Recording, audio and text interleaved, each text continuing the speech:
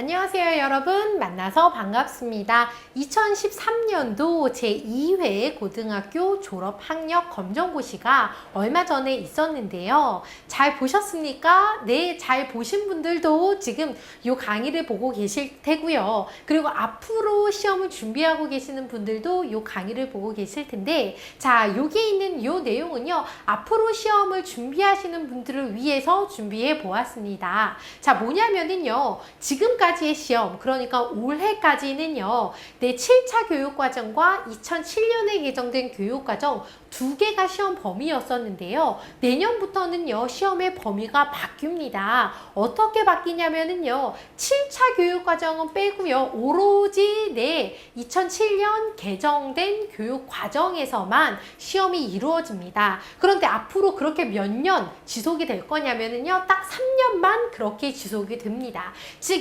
2014년부터 2016년까지는요, 2007년 개정 교육 과정으로 출제가 되고요. 그럼 그 다음부터는 어디에서 출제가 되느냐? 바로 2009년 개정 교육 과정에서 문제가 출제될 거예요. 자, 그러니까 지금까지 막 집에 모아놓았던 기출문제 자료 이런 거 언제까지 쓸모 있다?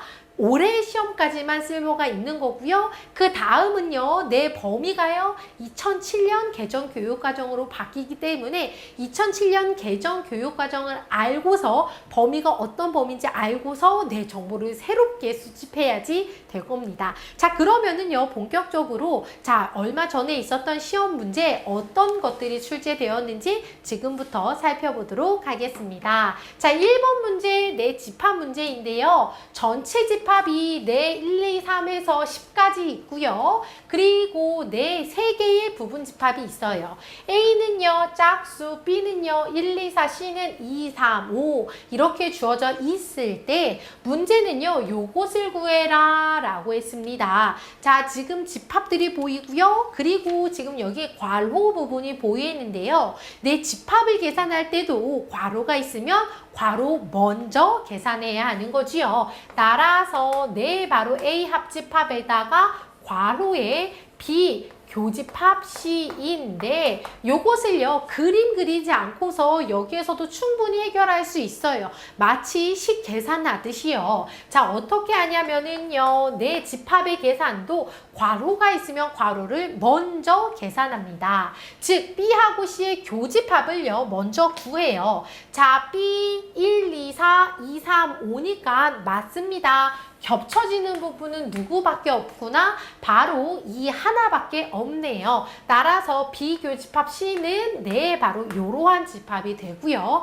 그리고 나서 A 합집합 2인데요. 자, A라는 집합은 네, 바로 짝수라는 집합. 그런데 전체 집합이 1부터 10까지라서 1부터 10까지 중에서의 짝수들, 즉 2, 4, 6, 8 그리고 10까지가 바로 A 집합입니다. 여기에다가 내 2를 합집합하면은 내 여기에 이미 있기 때문에 내 바로 얘는 그냥 2, 4, 6, 8, 10이 됩니다. 2, 4, 6, 8, 10 어디에 있나요? 네, 바로 여기 4번에 있네요. 따라서 이 문제의 정답은요, 4번 요렇게 집합 계산해서 찾아주셔도 되고요. 자, 그리고 집합 문제 하면은 그림으로 해결하는 게 또 재미가 있지요. 자, A집합, B집합, C집합을요, 그려보도록 하겠습니다. 자, 여기 A집합이 있고요. 그리고요, 네, 여기 B집합이 있고요. 그리고 여기 요렇게 C집합을 그리도록 하겠습니다.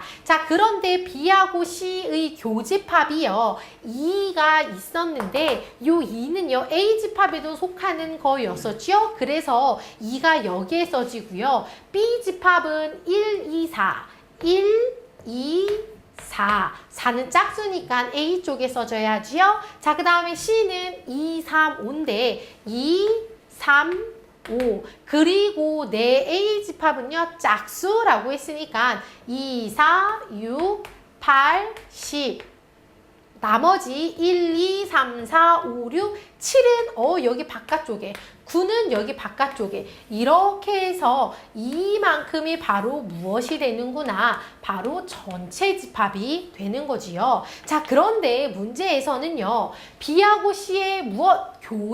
교집합에서입니다. B하고 C의 교집합에서 거기에다가 무엇을 더 더해라? 바로 A를 더 더해라 라는 겁니다. A를 더 더하니까 네, 맞습니다. 바로 누구만 되는구나. 네, 바로 요렇게 A만 되네요. 따라서 2, 4, 6, 8, 10이라고 요렇게 4번을 찾아주셔도 되겠다. 자, 그동안 고등학교 졸업학력 검정고시에서 1번 문제 항상 이처럼 집합 문제였었는데요. 네, 이번에 출제된 집합의 난이도가 조금 하이 레벨입니다. 네, 사실 그 전까지는요, 집합하면은 단순한 집합 문제들이 나와서 사실 집합 공부를 열심히 해야 될 뭐 필요를 못 느꼈을 텐데요. 요 정도 집합 문제라면은요, 열심히 공부해야겠구나 느낄 수 있었을 겁니다. 자, 요렇게 해서요, 1번 집합 문제 넘기도록 하겠습니다. 자, 그 다음 2번 문제. 네, 바로 명제에 관한 문제인데요. 자, 봅시다. 다음 괄호 안에 알맞은 것은 이라고 했는데요. 자, 지금 여기 봤더니 x는 2라는 것, x가 2라는 얘는 이기기 위한 무슨 조건이라고 합니다. 자, 지금 여기를요, 네, 얘를요 p라고 하고요, 얘를요 q라고 한번 해보도록 하겠습니다. 자, p이면 Q다 라는 게 이게 성립하잖아요. 그렇다면 이것은 무엇을 의미하냐면 P가 만족되기만 하면 자동으로 Q가 되는 거지요. 이것을 만족할 때 우리는 P는 Q의 충분 조건이다 라고 얘기합니다. P는 Q이기 위한 충분 조건. 자, 뭐냐면은요, 여기에 있는 비밀은 요 바로 화살표에 있습니다. 요 화살표가 무엇을 의미하는 거냐면은요, 이것이면은 자동으로 얘가 되는 거예요. 자동으로. 마치 이화여대의 학생이라면 여자다. 이화여대를 다니는 학생이면 자동으로 여자가 되는 거지요. 그것처럼 여자다라는 말을 특별히 하지 않아도 이화여대를 다니고 있는 사람이야 라는 것 자체가 벌써 이 사람이 여자다라는 것을 설명하는데 충분한 조건이 됩니다. 즉, 요 화살표가 뭐라고? 이것이면 이것이 된다라는 의미라고요. 따라서 이것이 성립할 때 얘는 이것이기 위한 충분 조건이라는 거고요. 만약에 이 화살표가요, 이렇게 되지 않아. 만약에 화살표의 방향이 이렇게 된다면, 네, 그때는 P는 Q이기 위한 필요 조건이다 라고 얘기합니다. 자, 이 화살표가 뭐라고요? 이것이면 자동으로 이렇게 되는. 그러니까 거꾸로 여기에서 이거가 되려면 내 자동으로 되지가 않으니까 무언가가 더 필요한 게 있는 거예요, 조건이. 그래서 화살표의 방향이 이렇게 될 때 P는 Q가 되기 위한 필요 조건이다 라고 얘기를 하고요. 만약에 화살표가 이쪽으로도 되고 이쪽으로도 된다면 네, 이때는요, 필요 충분 조건이라고 합니다. P는 Q이기 위한 필요 충분 조건이라고 얘기를 해요. 자, 그러면은요, 여기에서 봅시다. x가 2다 라는 것은요, 이것이 되기 위한 화살표가 이렇게 성립할까를 보자고요. 자, x가 2예요. 그러면 그것을 제곱하면은 자동으로 4가 되지요. 즉 화살표가 어떻게 되는구나, 이것이 됩니다. 자, 그렇다면은 이쪽 왔다 갔다 하는 게 다 되는 거 아닐까라는 걸 의심해야 하지요. 그래서 이번에는요, 이쪽으로 가는 걸 한번 생각해 볼게요. x의 제곱이 4라면 x가 될 수 있는 거는 그렇지, 플러스 2도 있지만 마이너스 2도 있다. 그런데 지금 여기서는 x가 오로지 2라고만 하니까 네, 여기에서 이렇게 가는 화살표는 자연스럽지가 않은 거네요. 그러니까 요거는 안 된다. 요것만 되니까 네, 바로 P는 Q이기 위한 무엇? 충분 조건이다. 즉 얘는 이기기 위한 내 충분 조건이다 라는 겁니다. 그래서 2번의 정답은요 바로 2번이 되는 거고요. 자, 시험을 보신 분들 맞히셨나요? 자, 하지만 시험을 준비하고 계시는 분이라면은요 반드시 요거 충분 조건, 필요 조건, 필요 충분 조건 구분해서 기억해 주시기 바랍니다. 자, 이렇게 해서 2번 문제까지 해결됐고요. 자, 그 다음 3번 문제 보도록 하겠습니다. 자, 3번 문제를 보고서 당황하신 분들도 계실 거예요. 왜냐면은요, 여태까지 계산하는 방법을 배우지 않은 동그라미가 막 이렇게 나오고 있는 중이거든요. 자, 하지만 이렇게 낯선 기호가 나오면 문제에서 반드시 약속을 알려줍니다. 이렇게 동그라미가 나오면 어떻게 계산해라. 동그라미를 기준으로 앞에 거 뒤에 거를 더하는 방법으로 계산해라 라는 겁니다. 따라서 우리도 동그라미가 나왔을 때 동그라미를 기준으로 앞에 거 뒤에 거를 더해서 계산을 하면 돼요. 자, 그런데 지금 여기도요 내 괄호 부분이 보입니다. 무조건 계산해서 괄호가 보인다 라는 것은요 괄호를 먼저 계산해라 라는 거예요. 즉 여기에서 우리가 먼저 계산해야 될 부분은요 이 동그라미 1입니다. 이 동그라미 1, 내 동그라미를 기준으로 얘네 둘을요 더하는 것이 바로 얘를 계산하는 방법이에요. 따라서 얼마다 3이 됩니다. 즉 요 괄호 부분이 요 부분이 3이니까 바로 3 동그라미 3을 이제 계산하면 되는 거지요. 자, 3 동그라미 3 어떻게 동그라미를 기준으로 앞에 거 뒤에 거를 더하는 거니까 3 더하기 3으로 얼마? 바로 6이 정답이 되겠네요. 따라서 이 문제의 정답은요 3번 찾아주시면 되겠습니다. 자, 이렇게 낯선 연산이 나오면은요 절대로 쫄지 마세요. 정신 차리고 문제를 보면은 어떻게 계산하는지 알려주니까 차분하게 문제를 해결한다면 어렵지 않게 정답을 찾을 수 있을 겁니다. 자, 이렇게 해서 3번 됐고요. 그 다음 4번 문제 살펴보도록 하겠습니다. 복소수가 등장했는데요. 자, 복소수라는 것은요 말 그대로 복합적인 수다라는 겁니다. 자, 복합적인 성질을 갖는 수인데요. 자, 어떤 성질을 갖냐면은요 우리가 지금까지 배웠던 수들이 바로 실수. 하지만 고등학교 과정에서 새롭게 등장하는 수가 있는데 바로 그것이 허수입니다. 즉 실수의 성질과 허수의 성질을 복합적으로 갖는 수가 바로 복소수라서 실수에서 하나, 허수에서 하나 해서 얘네를요 이렇게 더하기로 연결해 놓은 이러한 모양이 바로 복소수인데요. 복소수에서는요 이렇게 두 가지 성질을 이렇게 더하기로 연결해 놓았을 때 우리는 켤레라고 하는 것을 생각할 수 있는데요. 켤레라고 하는 것은요 내 양말 한 켤레? 켤레라고 하는 것은요 언제나 두 개가 짝을 이루는 것이 바로 켤레입니다. 자, 우리는 예전에 켤레라고 하는 것을 한번 봤을 텐데요. 자, 언제 켤레라고 하는 것을 봤었냐면은요 2 더하기 루트 3의 켤레, 바로 유리수와 무리수 전혀 다른 성질인데 유리수와 무리수를 이렇게 더하기로 연결했을 때 켤레는 바로 2 빼기 루트 3이었습니다. 즉 무리수 부분의 부호가 반대로 되어 있는 것이 바로 켤레였는데 복소수에서도요 켤레라는 게 있어요. 자, 켤레는 뭐라고요?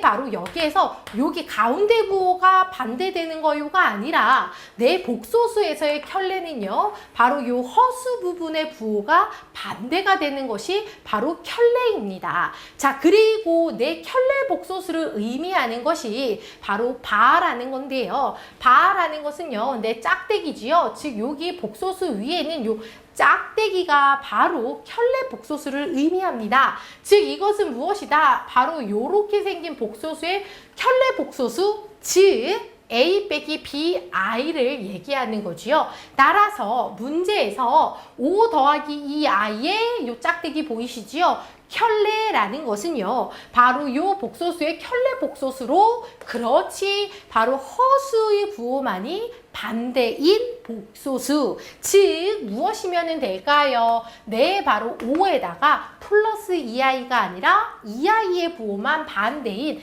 마이너스 2i를 의미하는 겁니다. 자, 그렇기 때문에 얘가 이건데 얘가 이거니까 얘가 이거여야 한다. 즉 A가 얼마면 된다? 네, 바로 A가 5면은 되는 거고요. B는 네, 바로 B가 마이너스 2여야지 마이너스 2i가 되겠지요. 자, 이렇게 해서 우리는 A 값, B 값을 다 찾았고요. 문제에서는요, A와 B의 합의 값을 구해라 라고 했으니까 얘네 둘이 더하면 되네요. 즉 5에다가 마이너스 2를 더하니까 네, 바로 플러스 3이 정답이 됩니다. 따라서 이 문제의 정답은 3번이고요. 자, 여러분은요, 켤레복소수에 대해서 네, 꼭 정리해 두시기 바랍니다. 켤레복소수라고 하는 것은 무엇이다? 복소수라는 것 자체가요, 바로 실수하고 허수의 합으로 연결되어 있는 건데요. 켤레복소수는요, 허수 부분의 부호만 반대인 복소수가 바로 켤레복소수다 하는 것을요, 잘 정리해 주시기 바랍니다. 아셨죠? 이렇게 해서 4번 문제 해결됐고요. 자, 그 다음에 5번 문제 살펴보도록 하겠습니다. 자, 5번 문제 식의 값 계산하는 건데요. 자, 사실 이 부분의 문제는요, 새롭지 않아요. 대입만 하면은 해결이 되는 문제라서요. 네, 여러분들 정신 잘 차리고 이제 대입만 잘 하시면 됩니다. 문제에서 A의 값 이렇다, B 값 이렇다라고 했습니다. 이때 A 더하기 2B의 값은 이라고 했으니까요. A 대신에 요거 대입, B 대신에 요거 대입해서 네, 신나게 계산만 하면 되겠죠? 자, A 대신에 이거 대입합니다. 즉 X제곱 빼기 X 더하기 1에다가 플러스 2B예요. 플러스 2에다가 이제 B를 쓸게요. B는 무엇? X 빼기 1입니다. 자, 이제 계산해 볼게요. X제곱에 빼기 X에 더하기 1에 자, 2배입니다. 2배 하니까 2X, 2배 하니까 마이너스 2. 자, 여기에서요, 덧셈, 뺄셈으로만 연결되어 있네요. 그러니까 동류항끼리만 계산해야 하지요. X제곱에 마이너스 X? 여기 또 X 있죠. 2X. 그러니까 둘이 계산해서 얼마? X. 그 다음에 1에다가 마이너스 2니까요. 네, 바로 마이너스 1. 따라서 이것을 계산하면 얼마가 되는구나? 바로 X제곱 더하기 X의 마이너스 1. 여기 보인다. 바로 정답은 몇 번이다? 4번이다 하는 것을요, 알 수 있습니다. 이런 문제에서 틀리면 억울한 겁니다. 왜? 전혀 낯설지도 않고 어렵지도 않은 문제니까 이런 문제에서는요, 100% 맞추고 넘어가셔야 해요. 그래야지 낯선 문제들, 1번 문제 좀 낯설었고요. 그리고 좀 전에 살펴보았던 4번 문제도 좀 낯설었는데요. 이런 문제에서 100% 맞추고 넘어가야지 낯선 문제에서 실수를 하더라도 합격할 수 있다. 자, 이렇게 해서요, 5번 문제 해결됐고요. 6번 문제 살펴보도록 하겠습니다. 자, 6번 문제도 네, 아주 자주 나오는 문제. 그만큼 고등학교 수학에서 정말 중요한 내용을 묻고 있는 문제인데요. 바로 네, 나머지 정리에 대한 문제입니다. 나머지 정리, 무언가 나눈단 말인가? 네, 바로 무언가 나누는데요. 우리가 옛날에 배웠던 내 숫자들을 나누는 것이 아니라 지금 여기에서는요, 다항식을요, 어떤 다항식으로 나누는 중입니다. 하지만 나눗셈이라는 것은요, 변하지 않아요. 자, 무엇이냐면은요, A를 B로 나누었을 때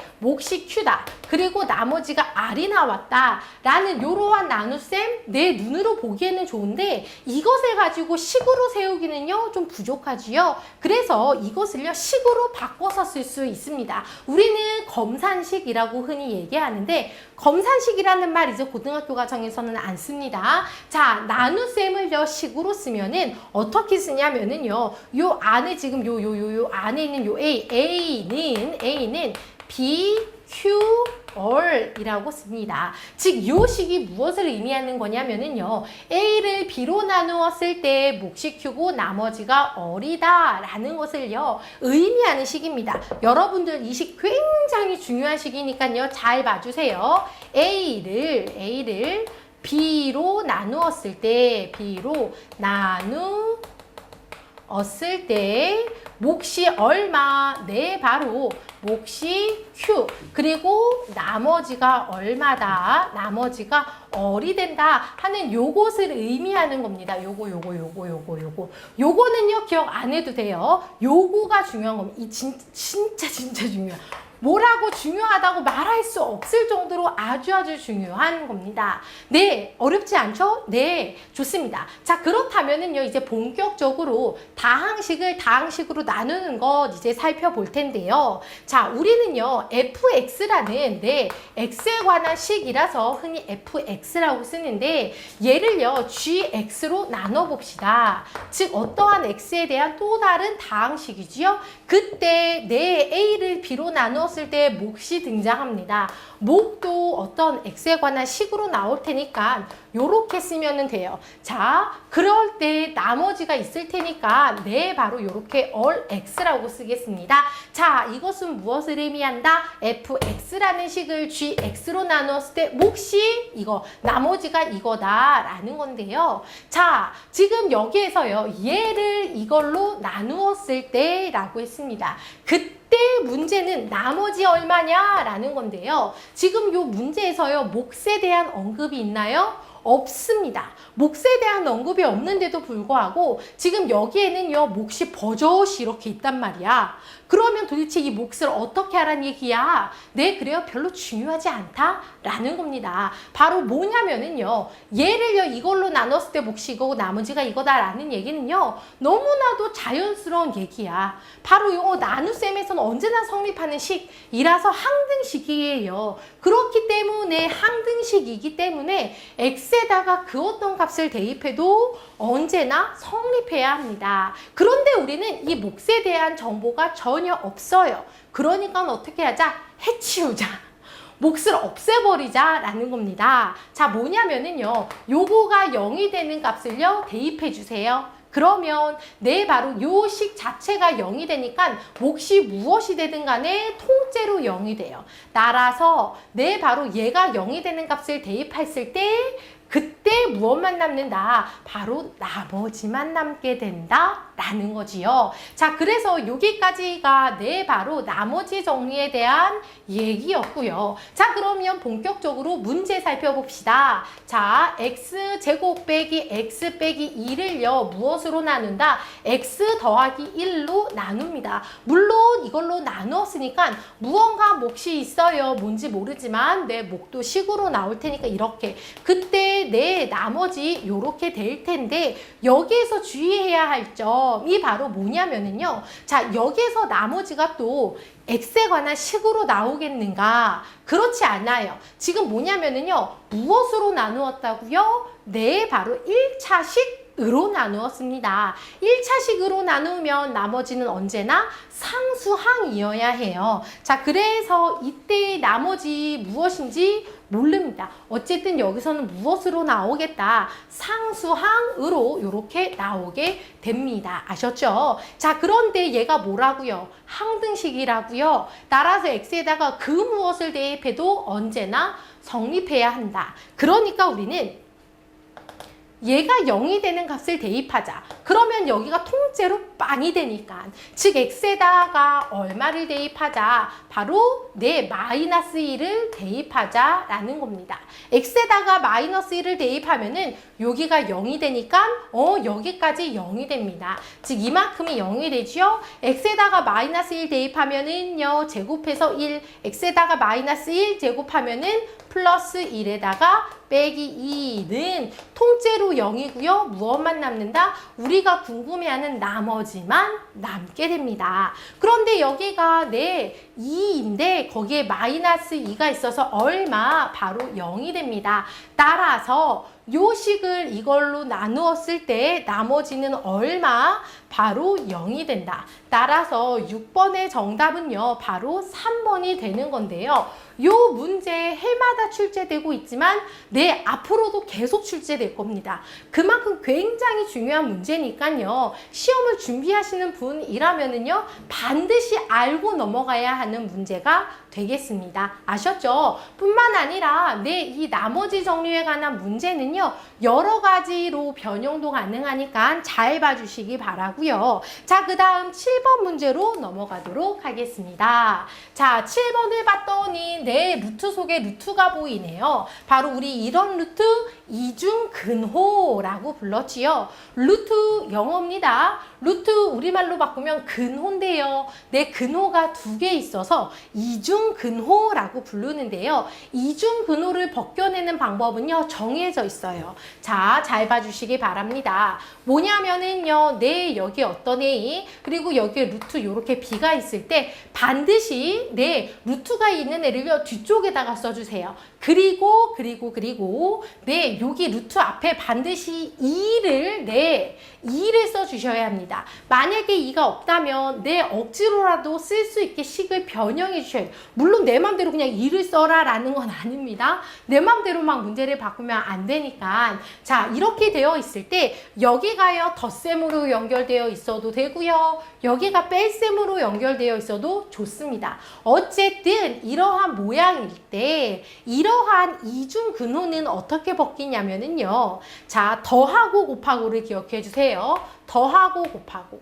즉, 더해서 A가 되는 두수, 그러면서 그 두수가 곱했을 때 B가 되는가를 생각해 주세요. 더하고 곱하고. 그러한 두수를 찾으셨나요? 그렇다면 그러한 두수를요, 큰 거를 앞에다 쓰고 작은 거를 뒤에다 써서 루트를 씌운 다음에 여기가 더하기였다면 여기가 더하기, 여기가 빼기였다면 이렇게 빼기로 써주시면 됩니다. 바로 이것이 이중근호를 해결하는 비법인데요. 자, 그렇다면은 이 비법대로 여기에 있는 이중근호를 해결해 보도록 합시다. 즉, 자, 4 더하기 2 루트 3이네.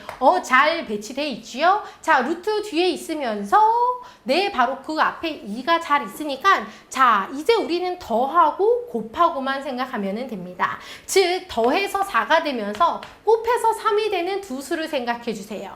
더해서 4가 되고 곱해서 3이 돼. 그렇지. 3하고 1이면 되겠다. 자, 3하고 1이면 어때요? 둘이 더해서 4 되고요. 둘이 곱해서 3이 됩니다. 이러한 두 수를 생각하고 큰 수를 앞에다 작은 수를 뒤에다가 쓰고서 각각을 어떻게 루트 씌운 다음에 여기에 있는 연산을요, 그대로 써주시면 된다고요. 자, 따라서 얘는요, 루트 3 더하기 루트 1은요, 그냥 1이랑 같으니까 이렇게 됩니다. 자, 근데 이게 뭐라고요? 이것이 바로 무엇이다? 이것이 바로 x다 라는 얘기지요. 자, 우리가 지금 찾은 건 무슨 값을 찾았구나? 바로 x값을 찾았다 라는 건데요. 문제는 x에서 1을 빼달라네요. 그런데 x가 이거야. 즉 x가요, 루트 3 더하기 1인데 여기에서요, 1을 빼달래요. 1을 빼니까 그렇지. 바로 루트 3만 남게 됩니다. 루트 3만 있는 거, 여기 있네. 루트 3만 있지요? 따라서 정답은요, 2번으로 이렇게 찾아주시면 되겠습니다. 어때요? 이중근호 벗겨내는 것만 알면, 이중근호 해결하는 것만 잘 안다면 어렵지 않게 문제 해결되니까 반드시 이 이중근호 벗겨내는 거 기억해 주시기 바랍니다. 자, 그 다음에 8번 문제. 아주 단골손님이 나왔네요. 자, 사실 이 문제는요, 근과 개수와의 관계로 사실은 중등수학의 내용인데 해마다 빠지지 않고 해마다 고등학교 졸업학력 검정고시에 나오고 있습니다. 왜냐면은요, 이 내용을 고등학교에서 또 배우거든요. 자, 무엇이 바로 근과 개수와의 관계냐면은요, 근과 개수와의 관계. 자, 지금 근이 보이고 있는 것으로 보아서 무언가 방정식이 있구나. 맞아요. 자, 몇 차 방정식이냐면요, 2차 방정식입니다. 그래서 2차 방정식의 기본 모양을 이렇게 적어 볼게요. 자, 2차 방정식이니까 근이 두 개 있어야 하는 거지요. 바로 요 근을요, 알파 그리고 베타라고 하도록 하겠습니다. 자, 그런데 이러한 요 두 근이 누구랑 관계가 있다? 바로 근이 개수와 관계가 있다라는 겁니다. 개수는 뭔데? 바로 여기에 있는 요 2차 방정식이 A, B, C가 바로 개수지요. 자, 여기에 있는 요 근이 여기 있는 A, B, C와 어떤 관계가 있냐면요. 언제나 두 근의 합은요. A분의 B인데요. 부호가 반대입니다. 마이너스 A분의 B이고요. 언제나 두 근의 곱은 A분의 C입니다. 부호 여기서는요, 안 바뀝니다. 자, 요것을 기억해 주시기 바랍니다. 아셨죠? 자, 그렇다면은요, 문제 봅시다. 2차 방정식이요, 이렇게 있고, 두 근이 알파, 베타. 지금 여기하고 똑같은 상황이죠. 이때 이 값을 구하여라 라고 했습니다. 자, 2차 방정식 주어져 있고요. 두 근 주어져 있으니까 우리는 근과 계수와의 관계를 이용하여 바로 두 근의 합과 두 근의 곱을 구할 수 있습니다. 자, 두 근의 합 어떻게 한다고? 바로 2차항의 개수분의 1차항의 개수. 2차항의 개수분의 1차항의 개수인데 2차항의 개수가 없는 게 아니라 1이 생략된 거죠. 즉 1분의 얼마? 4. 1분의 4니까 그냥 4라고 쓰면 되는데요. 합일 때는요. 부호 반대라고요. 따라서 마이너스 4. 그 다음에 고백값은요. 여기 봐주세요. 2차항의 개수분의 상수항입니다. 즉 이것분의 이거야. 1분의 마이너스 3인데 여기선 부호 안 바뀌니까 그대로 적어주시면 됩니다. 즉 마이너스 3. 자, 문제 다 해결됐습니다. 알파 플러스 베타 얼마라고? 마이너스 4라고요. 거기에다가 빼래. 뭘 빼래? 알파 곱하기 베타를 빼래. 알파 곱하기 베타가 얼만데? 마이너스 3인데. 따라서 마이너스 나란히 보이시지요? 그래서 여기가 플러스. 그러니까 마이너스 4에다가 3을 더하니까 맞습니다. 바로 마이너스 1이 되겠다. 따라서 정답 1번 찾아주시면 되고요. 어때요? 근과 계수와의 관계 이용하니까 어렵지 않게 문제가 해결되었습니다. 그만큼 중요하면서도 자주 나오는 문제니까요. 확실하게 기억해 두시기 바랍니다. 자, 이렇게 해서 8번 해결됐고요. 9번으로 넘어가도록 하겠습니다. 자, 9번 문제 연립부등식의 문제인데요. 연립부등식의 문제도 단골손님이지요. 자, 연립이라는 말 자체가요.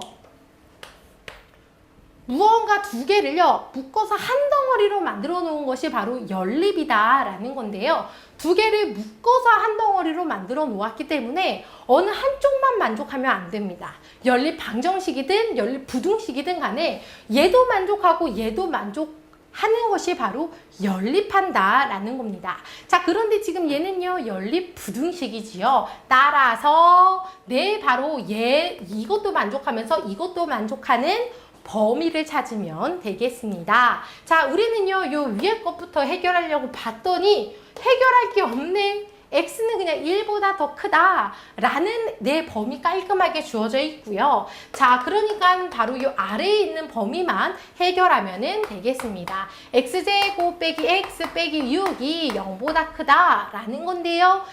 바로 2차 부등식이군요. 자, 2차 부등식 어떻게 해결했었더라? 2차 부등식은요, 인수분해를 통해서 해결을 했었지요. 자, 인수분해를 합니다. x 빼기 a, x 빼기 b로 이렇게 인수분해를 했을 때 이 값이 0보다 크다면 벌어지는 값. 벌어지는 값. 그리고요, 인수분해를 했을 때 여기가 0보다 이렇게 작게 된다면 사이값을 갖습니다. 사이값. 자, 그렇다면은 우리도 요거 인수분해 봅시다. 그러면 내 x 빼기 3에 x 더하기 2 그러면서 어떻다? 0보다 크다라고 됩니다. 0보다 크다랄 때는 무슨 값? 벌어지는 값이라고 했거든요. 즉 인수분해를 하고 나서 얘네가 0이 되는 값을 찾아주세요. 즉 x가 언제 0이 된다? 네, 바로 x가 3일 때. 그리고 여기는요, 네, 바로 x가 마이너스 2일 때 0이 되지요. 즉 이렇게 찾은 값을요, 수직선에 한번 표시해 볼까요? 마이너스 2, 3. 그런데 얘네들이 무슨 벌어지는 이라고 했습니다. 즉 요렇게 되는 겁니다. 따라서 네, 바로 요 부등식을 풀었을 때 x의 범위가 마이너스 2보다 작고 그리고 또는 x는 3보다 크다 라는 이러한 범위로 주어지는데 지금 우리가 한 거는 뭐 아래 것만 한 거지요? 그런데 뭐라고 했어? 연립이라고 했기 때문에요. 요 두 개의 부등식을요, 둘 다 만족해야 한다고요. 따라서 x는 뭐보다 크다? 1보다 크다 라는 조건이 또 있네요. 즉 x는 1보다 크다. 그런데요, 두 가지 조건을 동시에 만족해야 하니까 맞습니다. 바로 요 부분이 되는 거지요. 즉 x는 누구보다 크다? 내 x는 3보다 크다 라고 하면은 되겠습니다. 이해되시죠? 따라서 이 문제의 정답은 몇 번이구나? 2번이구나. 이렇게 찾아주시면 되고요. 자, 여기에서 여러분들이 또 알고 넘어가야 하는 거, 네, 바로 이 부분이 되겠습니다. 2차 부등식을 어떻게 해결하자? 인수분해를 한 다음에 0보다 클 때는 벌어지는 값, 0보다 작을 때는 사이 값. 그러니까 예를 들어서 인수분해를 했는데 내 부등호의 방향이 이렇게 되어 있다면, 즉 x 빼기 3 그리고 x 더하기 2로 인수분해가 되었는데 이게 이렇게 0보다 작다라고 되어 있다면 네, 바로 얘네를요, 둘 다 0으로 만족하는 값을 찾아서 마이너스 2, 3으로 이렇게 찾아서 네, 여기에서부터 요렇게다 라고 요렇게 사이값으로 찾아주면 된다라는 겁니다. 아셨죠? 그러니까 2차 부등식 어떻게 해결하는지 요거 집중해 주시기 바랍니다. 자, 요렇게 해서요, 9번까지 해결되었고요. 그 다음에 10번 문제 살펴보도록 할게요. 자, 10번 문제는요, 절대값에 대한 문제인데요. 사실 절대값 굉장히 중요합니다. 굉장히 중요해요. 이 문제 자주 나오던 문제는 아닙니다. 자주 나오던 문제는 아닌데 정말 잘 된 것 같아요. 요런 문제가 필요합니다. 사실 시험을 준비하시는 분들임에도 불구하고 절대값이 무엇입니까? 라고 물으면은요, 속 시원히 대답하시는 분들 별로 없습니다. 절대값이라고 하는 것은요, 언제나 양수가 되는 거요? 라고 얘기하면 안 돼요. 절대값이라고 하는 것은요,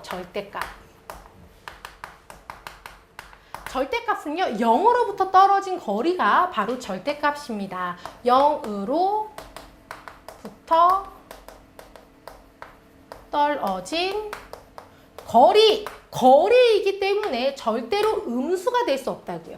그래서 언제나 양수가 되는 건데, 자, 0을 기준으로 해서 마이너스 3을 한번 볼까요? 마이너스 3이라는 것은요, 0으로부터 네, 몇 칸? 한 칸, 두 칸, 세 칸 떨어졌어. 단지 방향이 왼쪽으로 떨어진 거지요. 즉, 마이너스 3의 절대값은요, 얼마? 3이다 라는 거고요. 그리고 내 3의 절대값도 내 한 칸, 두 칸, 세 칸 떨어졌어요. 단지 방향이 오른쪽으로 떨어진 것 뿐이지요. 따라서 3의 절대값도 얼마다? 3이다 라는 건데요. 자, 이렇게 숫자의 절대값을 물을 때는요, 헷갈리지 않아. 왜냐하면은요, 언제나 양수면 된다라는 생각이 있기 때문에 마이너스가 붙었든 플러스 부호가 붙었든 간에 절대값 하면은 부호를 떼어낸다라고 많이들 생각합니다. 하지만 절대값 부호를 떼어낸다라는 것 대신에 부호를 붙인다라고 생각해 주세요. 무슨 얘기냐면은요,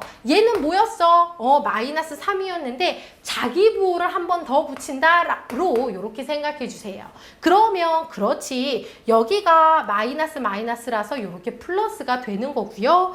얘는 3인데 얘 부호가 뭐였어? 플러스였으니까 자기 부호를 한 번 더 붙였다 라고 생각하시면 된다고요. 아셨죠? 자, 그렇기 때문에 바로 A의 절대값, 즉 문자의 절대값도요. 요렇게 두 가지로 나뉘게 됩니다. 요렇게 어떻게 이렇게 두 가지로 나뉘게 돼요. 자, 언제 플러스를 붙인다고?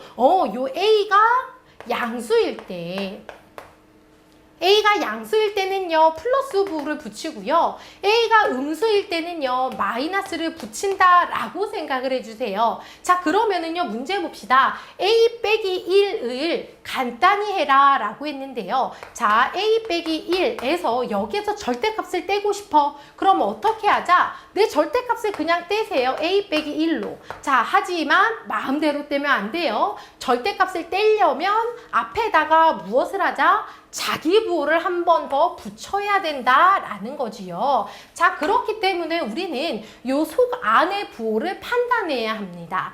A 빼기 1의 부호가 무엇일까? 자, 그런데요. A의 범위가 나와 있지요. A는 뭐보다 작구나. A는 1보다 작습니다. 1보다 작은 거에서 1을 빼봐봐. 음수가 되지요. 이거 음수야. 따라서 절대값을 떼려면 자기 부호를 한 번 더 붙여서, 즉 마이너스 부호를 붙여야 합니다. 따라서 마이너스 A에 플러스 1이 됩니다. 마이너스 A에 더하기 1인 거 바로 여기에 있지요. 따라서 정답은 3번이고요. 여러분들은요, 절대값 부호 뗀다가 아니라 자기 부호를 한 번 더 붙인다라는 것으로 기억을 해주시길 바랍니다. 아셨죠? 요거 굉장히 중요하니까 잘 기억해 주시고요. 또 하나 이거랑 비슷한 게 있는데 사실은 비슷한 게 아니라 똑같아요. 뭐냐면은요. 얘는 무엇과 같냐면 요거하고 똑같습니다. 루트의 제곱 있는 것과 절대값은 똑같다 하는 요거까지도 더불어서 정리해 주시기 바랍니다. 요렇게 해서 10번까지 살펴보았는데요. 잠깐 쉬고 바로 이어서 설명해 드릴게요.